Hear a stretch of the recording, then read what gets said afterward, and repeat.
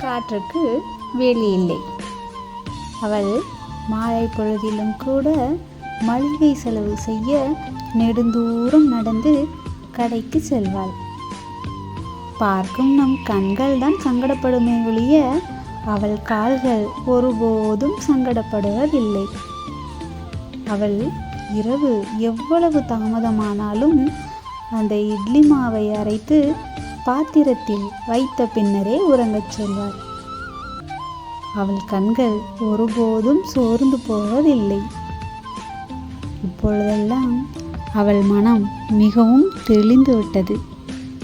கஷ்டங்கள் எதையும் கஷ்டங்களாக பார்ப்பதில்லை.